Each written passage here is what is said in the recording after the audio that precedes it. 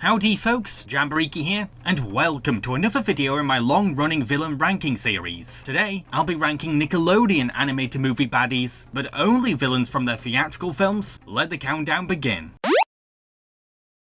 King Poseidon from SpongeBob Sponge on the Run. This Thing God is so afraid of losing his looks that he uses snail slime to appear young, and his newest mollusk skincare happens to be SpongeBob's pet Gary. Poseidon has always been my least favourite SpongeBob movie villain. I do appreciate the concept of his character, an all-powerful trident-wielding deity who uses his power to run a Vegas-style kingdom, where lounge-acts are forced to be his jesters, and public executions are main events. The Earl of Execution, that axe-wielding maniac. Oh yeah, Lamont.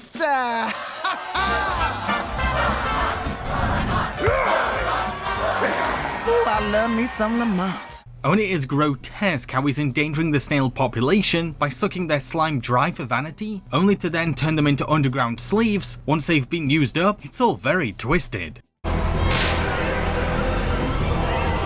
However, this character screams deja vu, because the first SpongeBob film already had a deeply insecure nautical king who threatened to execute someone for supposedly stealing something that covers his insecurity. Relinquish the royal crown to me at once! But this is crazy! I didn't do it! Seize them! Gary! In the film's end, Poseidon's insecurity in his looks and popularity are finally out in the open, and the film tries to turn this moment into a chance to teach body positivity to kids. Looks don't matter. We don't care about little imperfections. But sadly, it all comes off as very insincere, when characters sound fake when trying to be supportive, or go for cheap fat jokes. I'm free!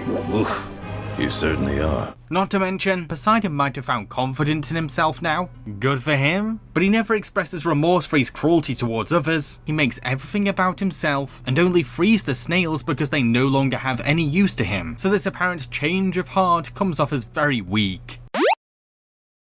Ikachu from Paws of Fury. This slippery villain is trying to make the perfect palace to show off, but he sees the nearby village of Kakamucho as an eyesore next to his kingdom, so he assigns the wannabe samurai Hank to be the community's unreliable protector. There's very little to get excited about for Ikachu. He's a generic antagonist who adopts every single villain trope that you could ever think of. Ogre, don't take this the wrong way, okay? But you are a total failure and a major disappointment.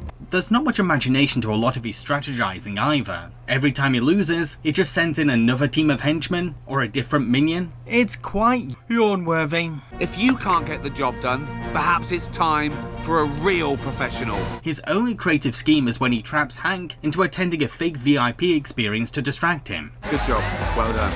Autograph, lovely touch they are. Little bonus for you. Thank you, thank you. To be fair too, it is quite ambitious of him to later hire the worst of the worst henchmen of the land in order to make the ultimate army, leading to a final showdown between Kakamucho and a wide range of comically evil baddies. I think the biggest drawback to Ikachu though is the casting of his voice. Ricky Gervais, he gives one of the worst voice actor performances I've ever heard. Ikachu is meant to be campy and flamboyant, the last words I'd ever use for the sardonic British comedian. Gervais sounds like he's rushing to get the script recorded, and every line delivery is so dang wooden. Plan. What I need? Yes.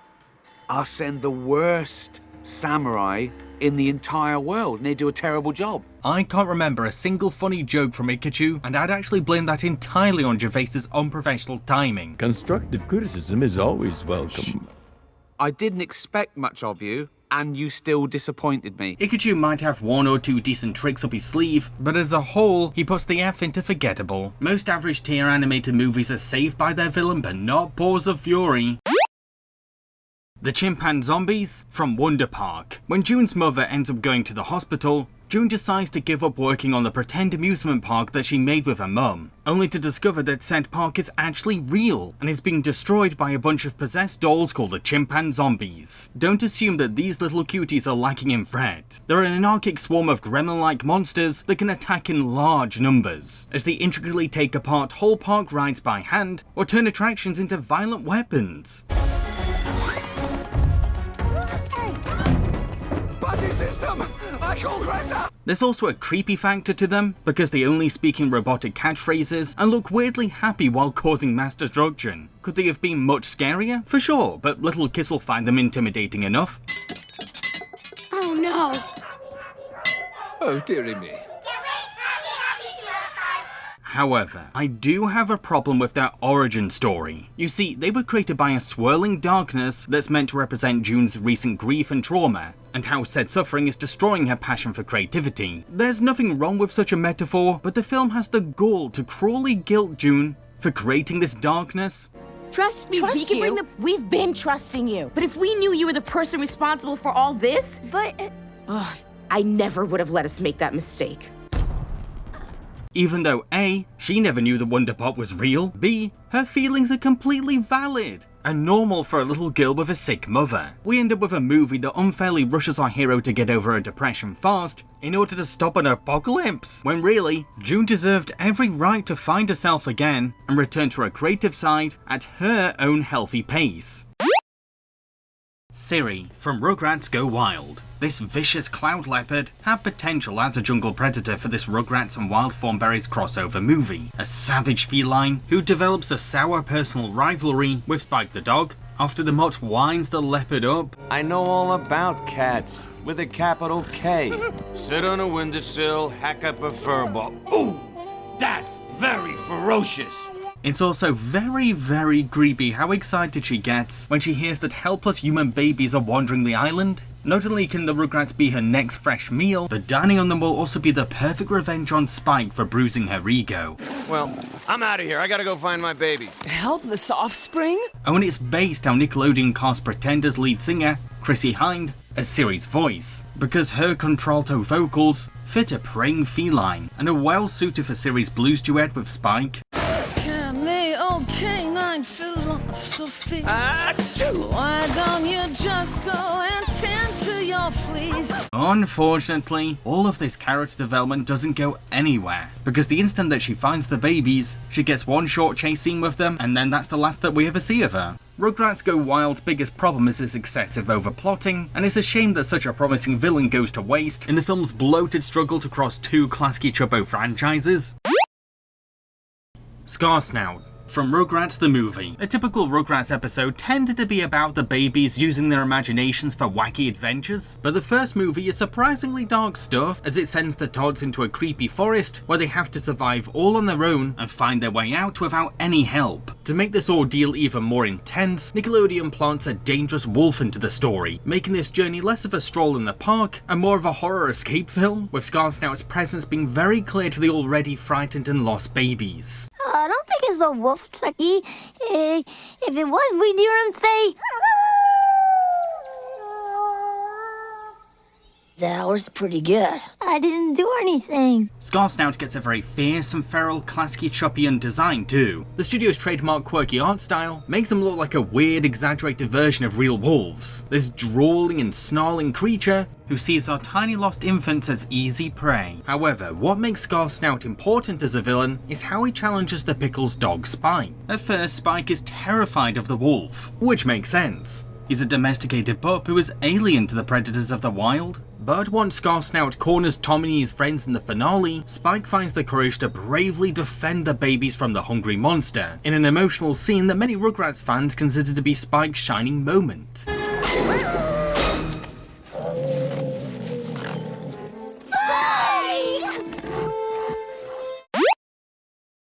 Mako from Under the Boardwalk. When the posh sea crab Mako is introduced to the beautiful Ramona, he becomes determined to make her his, and feels super jealous of our hero Armin for getting Ramona's attention. So after the waves sweep away Ramona and Armin, Mako spreads the lie that beach crabs are to blame for Ramona's vanishing. This mama's boy has been raised in privilege and entitlement, a spoilt brat who can't stand not getting exactly what he wants, and has used his family wealth to stroll through life. He's a perfect satire of the most insufferable trust fund babies, and the average audience member is bound to despise everything he represents. Yeah, that's it. Keep it coming. Don't be stingy. That's enough now. Don't overdo it. His control freak need to avoid consequences or obstacles means that manipulation comes easy to him, but he takes this sociopathic nature to extremes once he fuels a war between crab species, all while he scummily uses Ramona's name to justify his prejudiced bloodlust. For Ramona!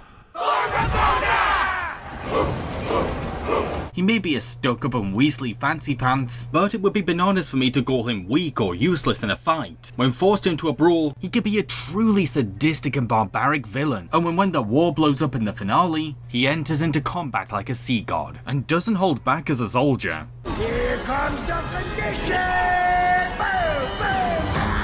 Once Mako is outed, his propaganda falls apart, but I wouldn't say that it's a satisfying end to his reign. He's a full-on war criminal who deserves to have his Nepo finances cut off, but he just ends up offering a shell of peace, not because he's remorseful, but because Mummy told him to. It's a very unearned redemption.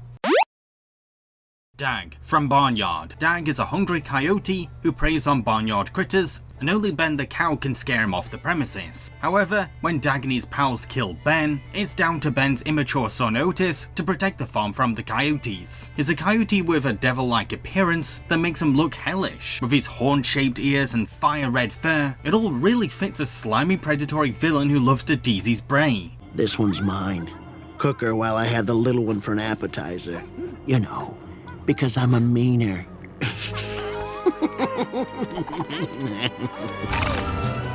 The film also uses Dag very effectively for Otis's dramatic character arc. You see, Otis is under pressure to find the courage and maturity to take over his father's role, but he's too insecure in himself to live up to such a great cow like Ben. Dag ends up symbolically representing Otis's deepest fears, doubts, and expectations as a new leader. He's the devil on Otis's shoulder, who taunts him for failing and cruelly pushes him down into uncertainty. So, they left you in charge? Oh, that's precious. You thought you could fill his shoes? Dag makes Otis feel powerless as a hero, and he gets to decide the rules himself because of this. From here on out, this is the way it's gonna work. We show up. You look the other way. A few animals missing here and there. His new sense of power not only frightens Otis away from being the leader that everyone needs, but also helps Dag to mislead our hero through conniving strategy. Otis, the coyotes. It just happened. They took Etta, Hannah, maybe 6, 7 others, I don't know. They'd never come during the day before. They knew I wouldn't be expecting them until tonight. Unfortunately for Dag though, he doesn't seem to realize that Otis isn't technically alone. Otis may be the leader, and yes, he does have to grow as a character to live up to said responsibility, but Otis's barnyard friends are his family, and they can greatly outnumber the coyote pack. You know what I'm gonna do? I'm gonna go right in your ear. Sloan and Bri from the Wild Thornberrys movie. In this film, Eliza loses a cheetah cub she was babysitting to a gang of poachers. Later in the movie, she meets two activists called Sloan and Bri, who turn out to be the poachers all along. The movie does a pretty good job of balancing suspicion with believability for these two twist villains. We buy them as fake animal activists because of their tender voices and apparent veterinarian instincts. This rhino's been shot! Hold this, right here. Is he still alive? Barely, but don't worry, honey, I think I can save him. Plus, when we first saw the poachers, the film sneakily kept them in the shadows, and the helicopter's light was in Eliza's face. But audiences can also probe questions too, like why were Sloan and Bri conveniently nearby when a rhino was shot? And what are these activists hiding in their van? Then these puzzlements get answered once the cheetah cub is out of the bag. Oh, kitten, you didn't drink all your milk. How are you ever going to grow big enough to make me a coat? Bri and Sloan are also smart enough to notice how sus it is that Eliza clearly knows more than she lets on. The average villain would be too naive to spot details like this, but not these street-smart poachers. And then somehow you knew the poachers had shot him at the river, yet you were on a train at the time. I guessed. Perhaps. So they maliciously use Eliza's very own sister as expendable leverage against Eliza, resulting in a confession that costs Eliza a power to talk to animals. What follows is Eliza's struggle to save Sloan and Bri's next targets, a herd of migrating elephants, as she adapts to alternative ways of communicating with said pachyderms, all while our villains rely on cruel and sleazy tactics just to get their grubby hands on some valuable ivory.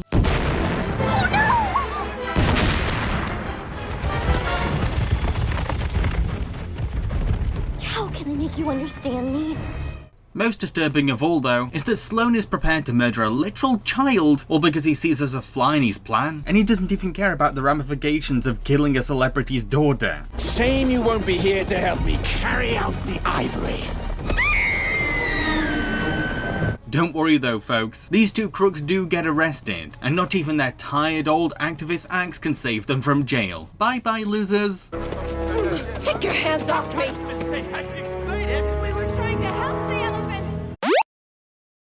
Cynthia Utrom, from Teenage Mutant Ninja Turtles, Mutant Mayhem. Cynthia is a brand new original TMNT character, but she manages to blend into the Turtle universe very organically, because she's a flamboyant mad scientist obsessed with the ooze, who dresses with a stylish retro fashion that you would see in an episode of the 80s TMNT cartoon. There's a disturbing entitlement to the way that she looks at the turtles. She's been obsessed with catching them ever since they mutated, and creepily calls them her properties. You are my property. What? Enough! She doesn't value them as living things with rights. They're simply ingredients for a master plan, which, to be fair, is a very ambitious scheme. You see, she wants to use the turtles' blood to create a very own army of super soldiers, but I'm not talking about a legion of mutant turtles. She has enough imagination to realize the creative potential for each and every animal's military skill. Dolphin men to plant bombs on submarines, eagle men to fight enemy jets, snake men to slither behind enemy lines. She also has a pretty dang domineering bunch of minions for henchmen, a team of visually striking cyberpunk soldiers who happen to be prejudiced towards mutants, and each wield intense sci-fi-esque weapons.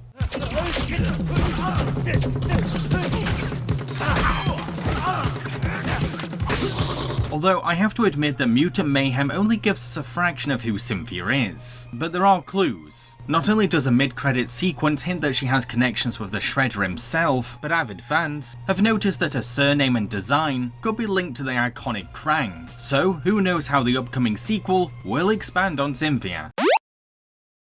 Balthazar from Rango. Balthazar is a desert-dwelling mole who tries to break into Dirt's water bank, but is being cleaned out by the corrupt mayor. Despite being innocent, Balthazar and his sons become the fall guys. For starters, I'm glad that Balthazar's blindness isn't a dumb running joke, and there's more to him than his visual impairment. He doesn't seem threatening, but you'll change your mind when you see the way that he abuses his kids. It's quite shocking how violent he is towards them. You did it, son! Well, actually... Why can't you be already like your brother? Happy. And when he realizes that Rango is an idiot of a sheriff, he immediately takes advantage of said incompetence. So he's very skilled at adapting to changes in his bank heist plans. He works with the sheriff's detriments. He looked like he's sound. Well, Sheriff, if we was to hit the mother lode, being prospectors and such, where would we deposit said annuity? I also love that when Rango and his posse tried to ambush Balthazar's family by putting on a play as a distraction, this villain gets to provide some very funny reactions and commentary to the bizarre performance. This plot's highly predictable. Quiet, this is my favorite part. Arriving to great fanfare was her aged father. The most awesome thing about Balthazar though is the fact that he's backed up by an intensely huge family clan who are all skilled combat pilots or fighters. Messing with Balthazar means that you're inviting his cousins, uncles and aunts after you too.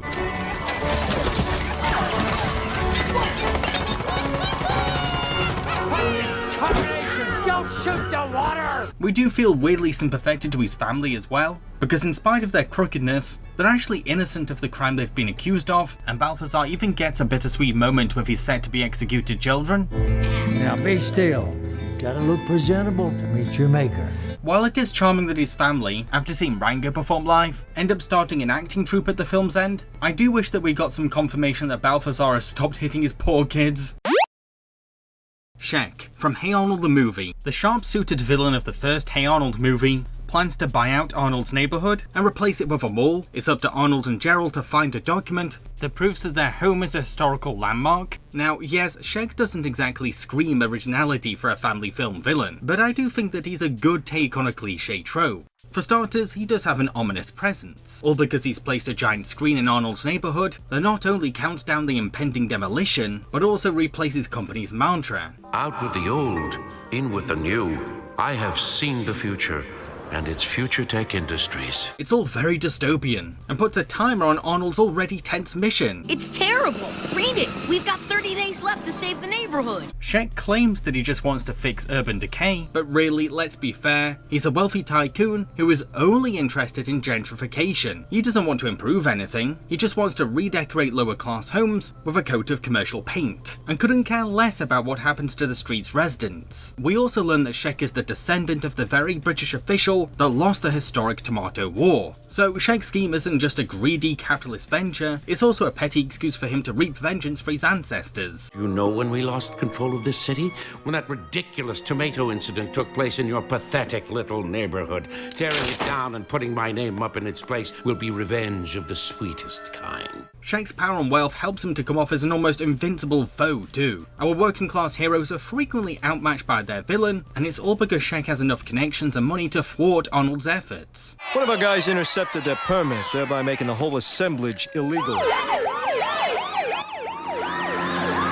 And when his building is full of strict surveillance, so we can always be steps ahead of our heroes, even when they come super close to winning. Did you think you could get away with this? There are cameras everywhere. I record everything that goes on day and night. Did you think I'd let you win? For most of the movie, Shek is a calmly spoken charmer who smooth talks his way out of suspicion, but once Arnold gets a hold of evidence of the document, it's like a switch has been flicked in his brain. All this repressed temper bursts out of him like a nuclear explosion as he becomes a far more deranged criminal, overtaken by desperate panic and a willingness to impulsively risk innocent lives to save himself. Blow it!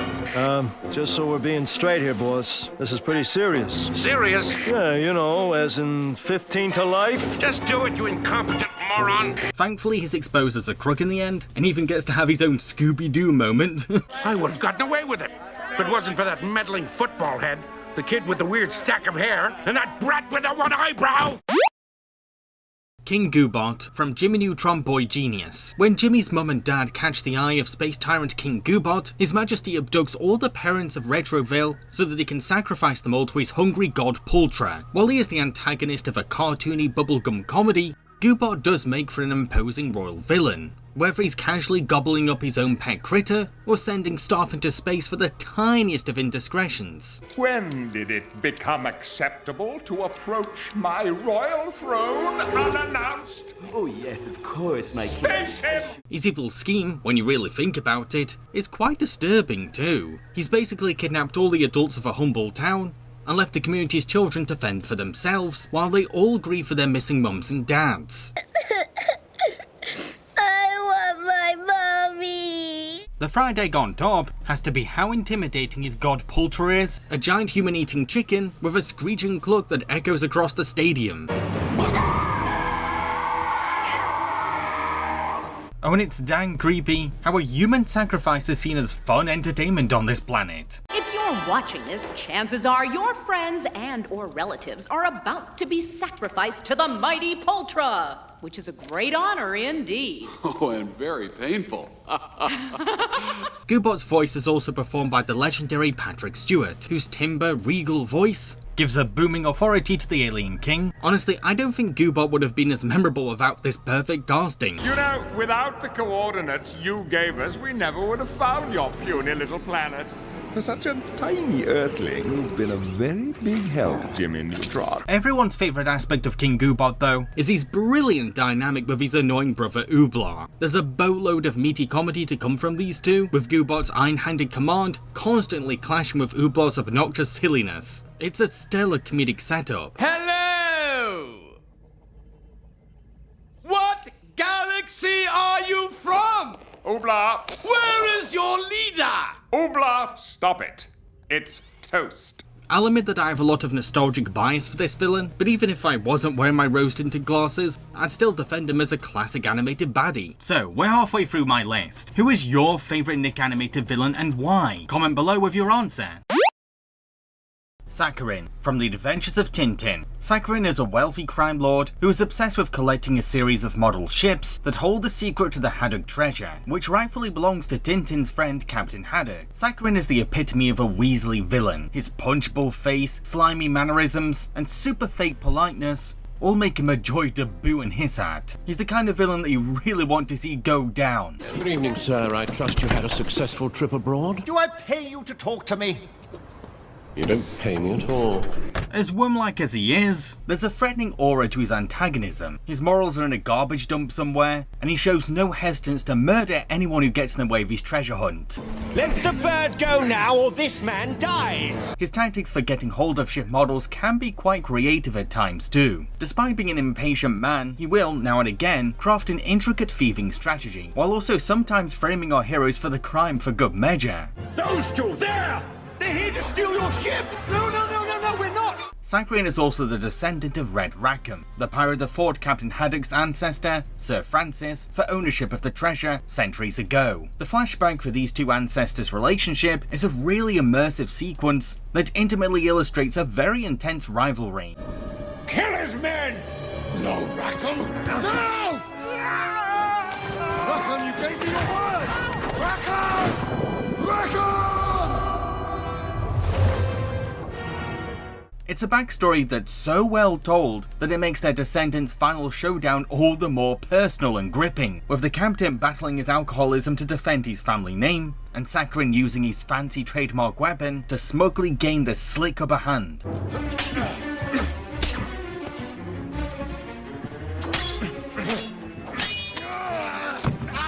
Last of all, I have to commend Daniel Craig for being almost unrecognisable as our slimeball baddie. Yes, James Bond himself leaves his acting wheelhouse to show that he can also play a nasty, slinking piece of pond scum. Oh, I am tired of your games. The scroll from the unicorn. A piece of paper like this. Burgerbeard from SpongeBob Sponge Out of Water. This Spanish pirate deviously uses a magic book to twist reality so that he can get his hands on the Krabby Patty recipe for his very own seaside burger shack. Let's be 100% fair, folks. Antonio Banderas is practically carrying this villain, as he adds his own seasoned flavouring to the traditional Hollywood pirate. I'm gonna scrub my armpits with you. He's this dashing swashbuckler who strides into adventures with swift confidence and has clearly had years upon years of experience as a buccaneer, making him one of the rare SpongeBob villains who poses as a serious threat. But at the same time, he has a brilliant comedic pairing with a bunch of chatty seagulls, whose childlike energy frequently winds up the bearded scoundrel.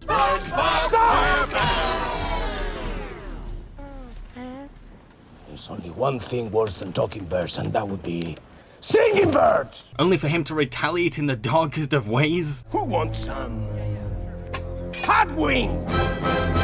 Wait a minute, where's Kyle? I find it interesting too, how the film doesn't just make him a struggling restaurateur in the vein of Plankton. Burgerbeard is not Plankton. He's a genuinely passionate chef who knows his way around the kitchen and clearly loves running a burger shack. He just happens to now have a great stolen recipe to work with that's brand new to humans on land. How did you steal the formula? That was easy. I simply rewrote the story and When Sponge Out of Water suddenly decides that it wants to be a superhero movie, Burgerbeard quickly adapts to the role of supervillain very naturally, as the film imaginatively turns his running and character traits into imposing weapons or skills.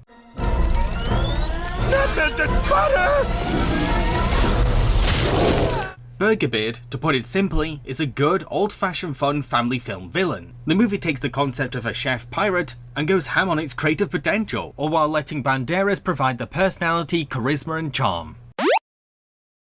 Humdinger from the Paw Patrol movies. The Paw Patrol films are very much 3-star films. They're nothing to write home about, but they're decent enough entertainment for their intended preschool crowd. However, Humdinger always steals these movies for me. I laugh like a big kid whenever this moron is on screen. He's just a really funny twit who gets the best lines and jokes in the whole franchise. I can't believe the Paw Patrol crashed my party. Yes, sir. I can't stand those dogs. Everyone knows you're a cat person. I can't stand them. Yes, sir.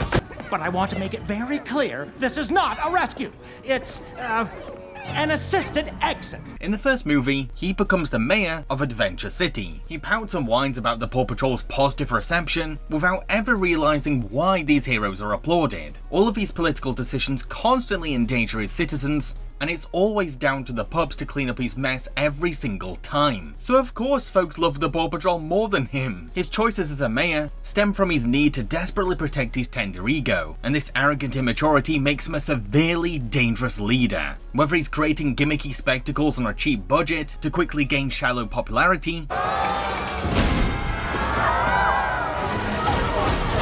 or childishly ignoring his scientist's serious warnings. We've got to bring down the cloud catcher. It's gonna blow. Hogwash. Give me that. He may be a cartoony caricature of bad politicians, but let's be fair, it's hard to parody a lot of the idiots in charge nowadays, because real life has become a satire. In the second movie, Humdinger gets partnered up with a new villain called Victoria Vance. These two make for a fantastically effective duo, with Humdinger using his wealth to provide resources for evil plans, and Vicky being the brains behind their operations as the more competent villain. What are you doing? Now we're in trouble. They'll have to come rescue us. Oh, and Humdinger even gets his very own superpower, Mega Size. The perfect villain transformation for a crook with a galaxy-sized ego, as well as an awesome way to make the oafish buffoon into an actual physical threat for the pups. Looks like it's the end of the road, Paw Patrol.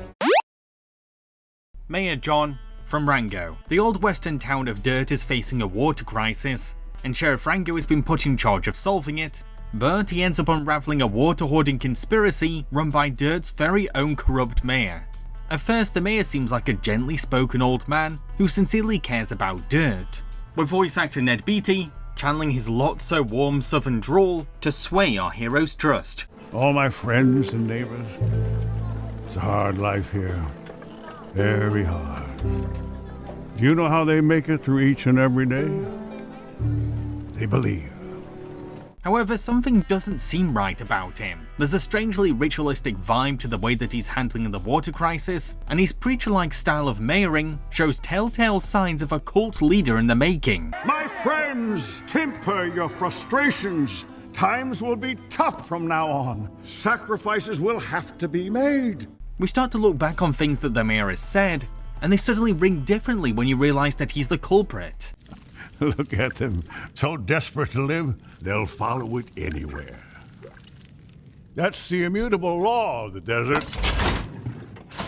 Control the water, and you control everything. The only question is, why and how is he pulling off this conspiracy? Well, John resents running a humdrum town of a bygone era and dreams of a Dirt that rivals modern human civilization. I was here before the highway split this great valley. I watched the march of progress, and I learned a thing or two. To achieve this, he's turned off the water at the source so that he can stage a drought and hold on to water as a tool for control, all while he uses the dopey Rango as a gullible lackey, making him into a fabricated figure of hope and promise for a town in dire need of both, as John cleverly drip-feeds the sheriff with strategies and ideas to distract our hero with imposter syndrome from the truth, and feed the townsfolk with false faith. We all know what we have to do now. That's right, we all know what we have to do now. And that would be... farm a possum! In this world, only the powerful can enjoy the bounty of water. It's a symbol of wealth and stature here, all because the mayor has made it into a luxury. When a basic commodity falls into rarity, it suddenly raises in value, and the disadvantaged will do anything to have just a drop of it to survive. A dark fact that John knows all too well as a villain. Victoria Vance from Paw Patrol the Mighty Movie. Mad scientist Victoria tries to attract a meteor to her lair, but said meteor lands on the Paw Patrol base, and the Paw Patrol gain powers from the meteor shards. Vicky is sent to prison, where she meets Humdinger, and the two team up to get the crystals from Paw Patrol. I really love how passionate about science this villain is. Sure, it's for evil intent, but it's hard not to be charmed by Vicky's enthusiasm for her projects. Her heart is real in what she does, and it's weirdly endearing.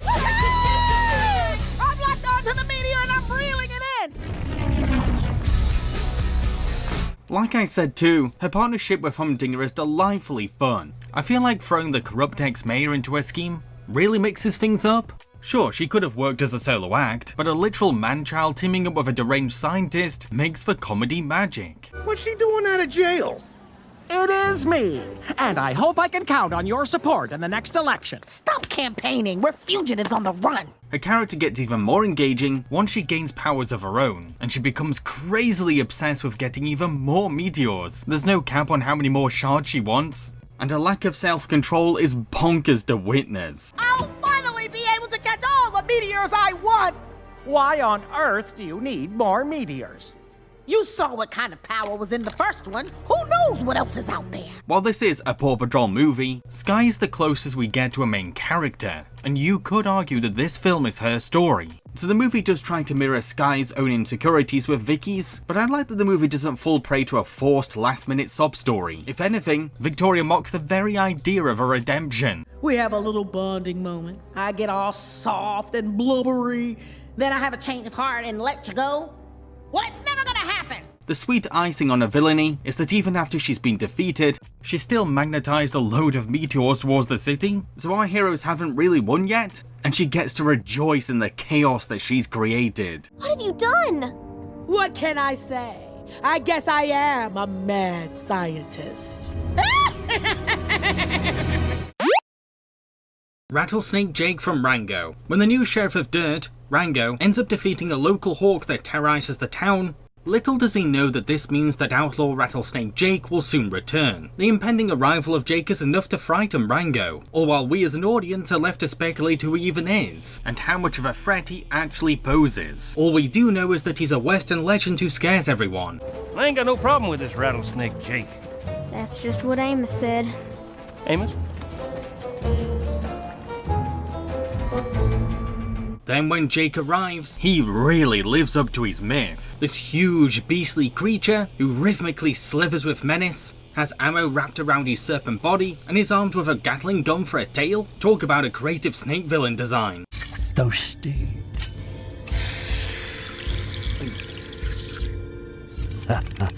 In spite of being a baddie, he gets to be the one who outs Rango as a fraud. Yes, the film lets a villain speak harsh truths about our supposed hero. All you've done is lie to these good people. You ain't nothing but a fake and a coward. Isn't that right? Louder! Yes. As a partner to Mayor John, Jake is a freaking scary guy. I can even bet that he traumatized some kids. A sadistic and brutal snake who enjoys making others suffer, and even has the guts to scold the mayor for criticizing his extreme methods. Now hold on, Jake. There's no need. Let me do my job. You brought me in, now we're gonna play this thing out to the end. Despite his loyalty and usefulness as the tortoise's best henchman, Jake is still a symbol of the past. A Western outlaw who doesn't match up with Mayor John's vision. Imagine seeing a co-villain as disposable just because his aesthetic doesn't fit your project. Yeesh. It's a new West, Jake. There's no room for gunslingers anymore. We're businessmen now. We got new hats. You can tell that Jake feels an immense pride in being a mythical Western figure. It's what defines his character. Hence why he feels deeply insulted by the mayor, but also surprisingly respectful to Rango when the chameleon finally lives up to his own Wild West legend. One bullet. I tip my hat to. One legend to another.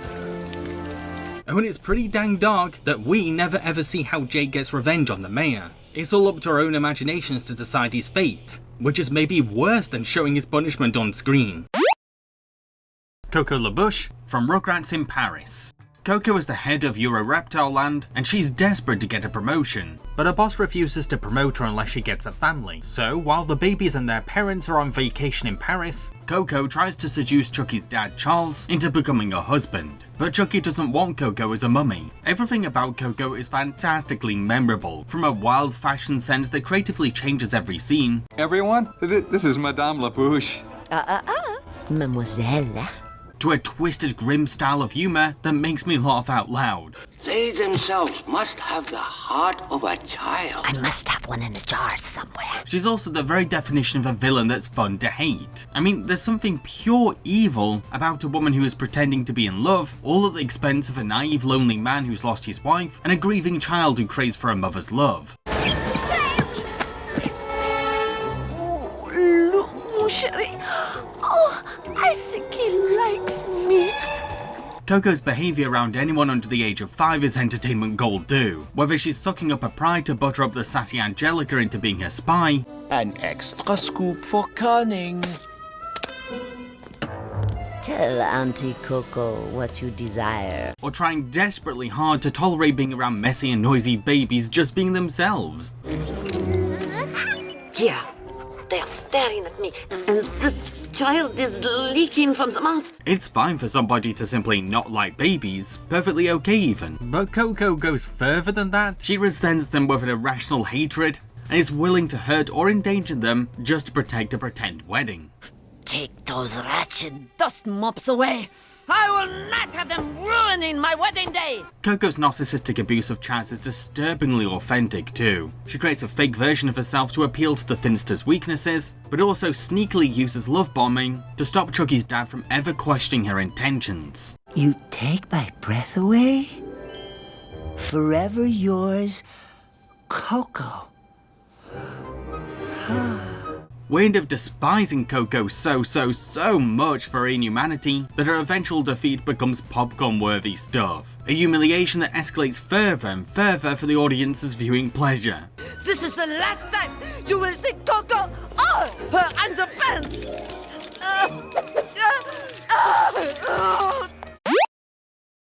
Dennis from the SpongeBob SquarePants movie. When SpongeBob and Patrick go on a quest to retrieve a king's crown, Plankton hires a professional assassin called Dennis to track them both down. The last word I'd ever use for a SpongeBob character is edgy, yet this villain exists. A tough, no-nonsense biker who steals the movie with his slick rebel fashion and uncanny humanoid appearance. We keep waiting for a joke to be at his expense, but the film wants this brute to be a consistent prowling predator. Heck, not even Bikini Bottom's hardest bar thugs can humiliate him.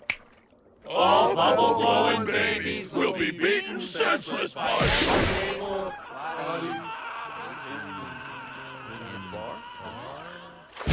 That's not to say that he's humorless, it's just that his brand of comedy is drier than our heroes, and his jokes tend to make his badassery the punchline. Does that hat take 10 gallons?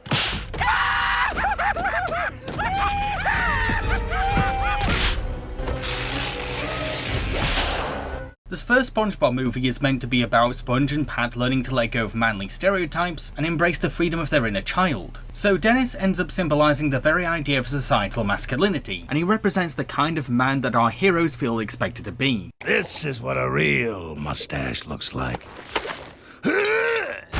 As cool as Dennis comes off, he's an emotionally stunted man who only gets joy and fun out of hurting others. A bad-tempered criminal that has been sucked into the venomous side of masculinity. Don't worry, this'll only hurt a lot. I love this job! Earlier in the film, SpongeBob and Patrick were mocked and sneered for loving blowing bubbles. But once they both find pride in being their silly selves, they end up ironically defeating Dennis with said favourite toy. That's it! I'm through messing around! Plankton from the SpongeBob SquarePants movie. This iconic SpongeBob villain is the struggling owner of the Chum Bucket and has been desperate for success for years. He's tried many schemes to steal the secret Krabby Patty recipe, but he's never executed Plan Z. Said plan requires him to steal King Neptune's crown and frame Mr. Krabs for the crime. Plankton is a deeply insecure little man who uses mad science to overcompensate for himself, but he's had a history of constant failure. This is why it's so impressive how intricate and well thought out his Plan Z is. It makes sense that Plankton's last safe plan is his best one. It's arguably flawless, and there's a contingency for anything and everything. Evil Plan Z is way ahead of you, baby. I've already hired someone to take care of those two. Plan Z is more than just a business strategy though, it's also Plankton's ultimate takeover plot, as he makes advantage of the average Jane and Joe's desire for freebies to trap them with his brainwashing technology.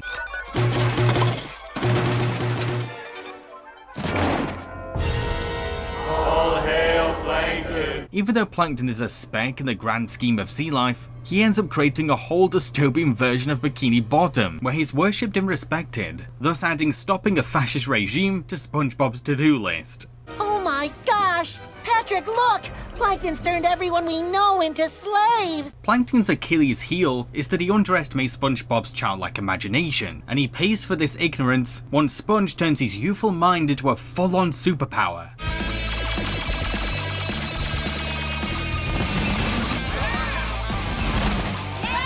In every other SpongeBob movie, Plankton tends to play an anti-hero, but to be honest, I think he's at his most entertaining as an evil villain, and the first movie demonstrates how well it works. This is the best seat in the house. All right, Neptune, let's get it on! Before I reveal my number 1 pick, don't forget to subscribe to my channel for more fun animation-related videos. Superfly, from Teenage Mutant Ninja Turtles, Mutant Mayhem. Long ago, scientist Baxter Stockman created his very own family of mutant animals, but the project was interrupted by a team of goons, and said mutants had to survive on their own. Cut to present day, Baxter's eldest creation, Superfly, now plans to lead his family on a violent revolution against humanity in revenge for how our kind treated him. It's quite ominous how the urban legend of Superfly spreads across New York. Nobody knows what he looks like and no one has survived to describe him to others, all because he uses humans as short-term disposable henchmen. Luckily, Superfly lives up to all of this hype. The real Superfly is a genuinely scary criminal who has no reluctance about killing humans and a temper that'll make your heart jump into your throat. Y'all not as cool as I thought you would. And that right there pissed me off. He's not just one of the strongest ever mutants in the TMNT franchise, he's also inherited his father's scientific mind, so he's more than qualified to build his very own mutation machine. He's not just a muscle-bound insect, he's big brain too. I inherited my dad's mind for science, and I thought, what if I built a machine to enact my plan? Now yes, there is a validity to his grudge towards humans. Even our heroes have faced the same kind of prejudice. But Superfly is jumping straight to genocide instead of finding peaceful alternatives. He claims that he's fixing the world, yet it's very obvious that he just wants to switch animals with humans on the domination ladder, making him no less bad than the worst of humanity. The sad thing is that his siblings are a charming bunch of minions, a crew of fun-loving goofballs with their own unique personalities and passions. Hey, what's up, bros? Come on, I'm a hugger. Get in here. Get in. That one seems cool. So we feel bad that their controlling big brother has dragged them into a family cult that teaches that genocide is the only answer. But it's the only way we'll be accepted. No, come on. We accept you. You can come live with us. We accept you. Yes, plenty of room. Kinda don't want to murder everyone on Earth, and I just kinda want to sing. Oh, and if you thought that Superfly was intimidating already, just wait until the finale, when he's transformed into what can only be described as a chimera kaiju, a giant collective mush of lots of different animals that rampages through New York with only human genocide on its one-track mind. George, I'm here, baby. Y'all thought it was gonna be Godzilla? Nah. If you enjoyed this video, then go check out my other villain ranking content. I've been Jambareeqi. Cheerio, folks.